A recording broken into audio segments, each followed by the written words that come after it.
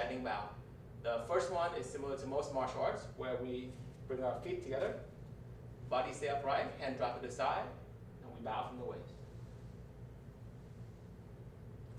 The second version is very similar, but the hands will come to the front as you bow.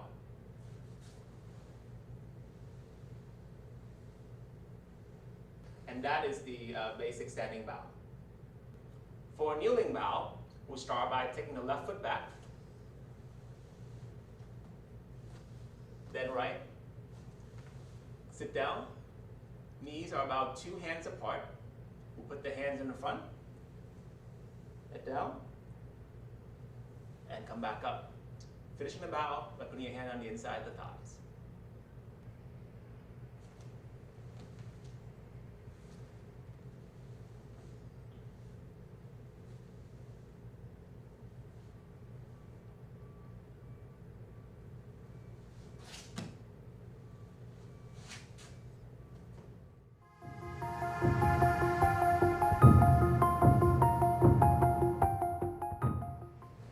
There are 3 basic stands in judo. First one is neutral or square, where your feet are about a shoulder apart, hips and shoulders lined up, knees bend slightly, relax. This is a neutral stand. Okay, so right forward stand, where your feet are still the same distance, knees are still bent, but now the right foot is slightly forward.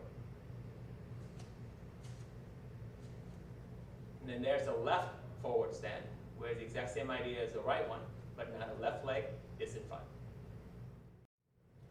With all stances, balance and posture are important. You want to keep your knees bent, keep shoulders straight, chin out, relax the arm. When they come up for grips or grabs, they should be relaxed.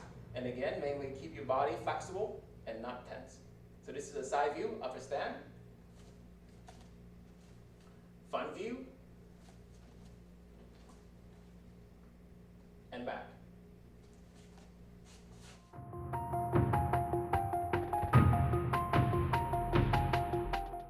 So the basic grip in judo start out with taking the dominant leg, placing it in front.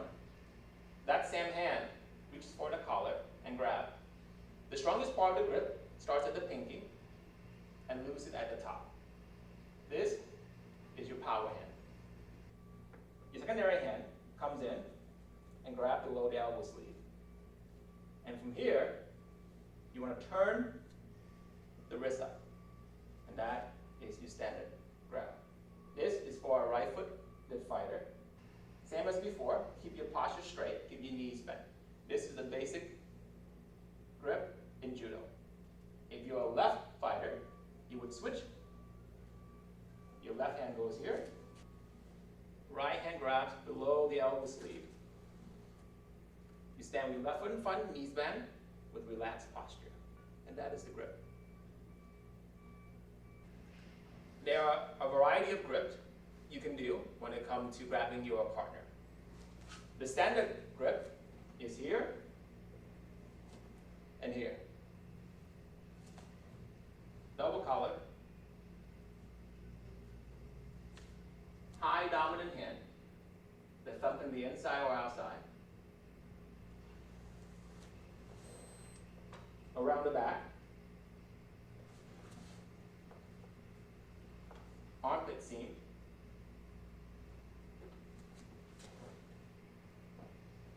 Grabbing the belt. These are some typical stands or grips you may see, but there are also a variation. Sometimes you may see 2 hands on one side. And sometimes you may see 2 hands on one lapel as well.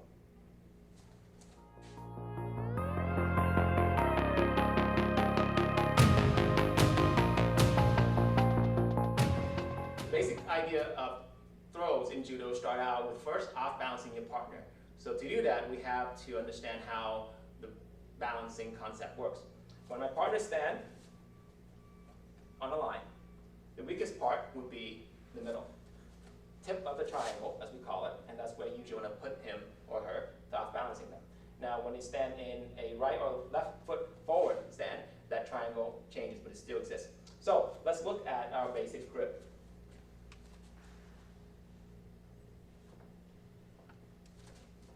you grab hold of your partner, before any throw is done, we first have to off-balancing them.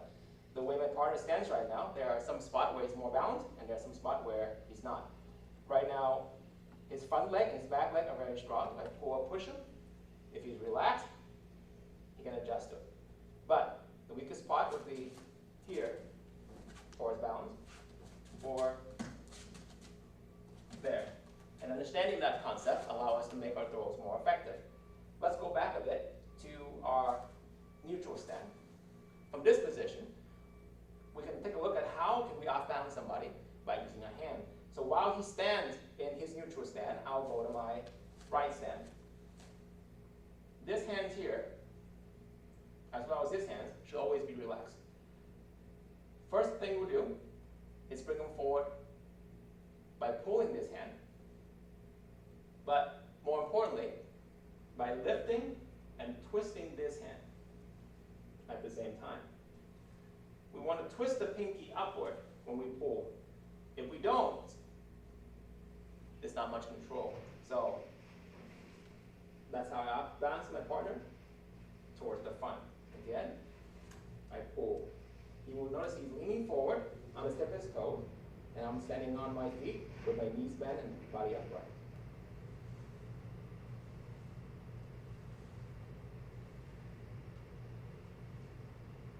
While we're here, let's look at the grip on the sleeve arm. You want to avoid having a lot of slack on the grip. With this much slack, there's not much control. If you can get your partner's forearm to show when you rotate, when you pull, and that's more of an ideal grip. So the tighter, the better on the body parts versus a looser grip. So get in, tight, take all the slacks off the material, and then bring up when you come in. Lift, and turn the pinky upward.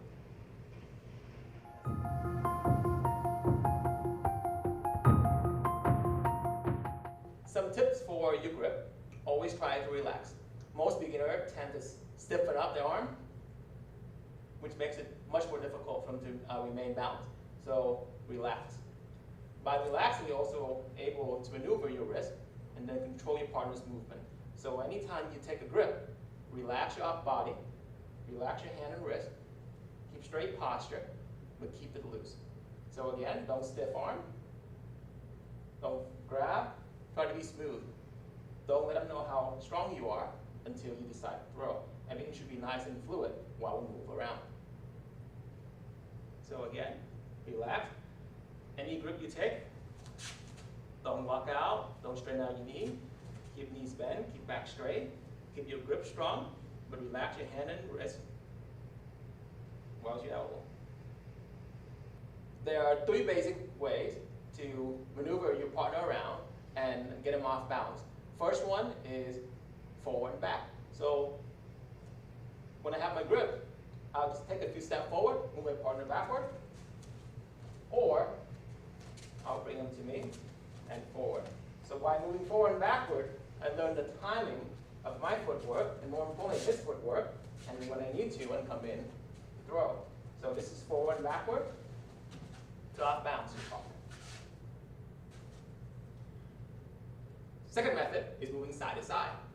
I'm still in my stand with my grip, but now I'm moving my partner from one side or to the other side.